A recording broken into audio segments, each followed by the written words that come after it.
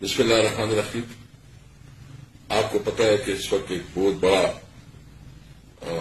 Issue اس وقت جو ہے نا پوری ملک میں زیر بحث ہے، جو چیف ججز نے جتنی بہادری سے اپنا موقف جو ان کی سپیریئر جوڈیشری ہے supreme court of chief justice صاحب کے سامنے رکھا اور ان کے اوپر جو حالات گزرے ہیں یا ان کو جس طرح ڈرایا دھمکایا گیا ہے یا جس طرح اس کو اپنے کام سے روکنے کے لیے ان کے اوپر جو دباؤ ڈالا گیا ہے، سپریم کورٹ کی ریسپانسبلٹی ہے کہ وہ اپنے ججز کو تحفظ دے۔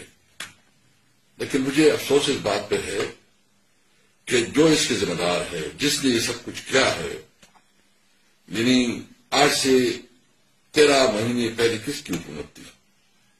کون اس ملک کا پرائم منسٹر تھا؟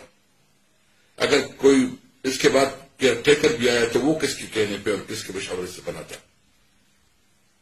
یہ سب چیزوں کی ذمہ دار شہباز شریف ہے اور انہوں نے انہی کی مشورے سے انہی کی انسٹرکشن سے یہ سب کچھ ہوا ہے اور یہ توہین ہوئے ہماری عدلیہ کی اور عدلیہ کی معزز ارکان کی۔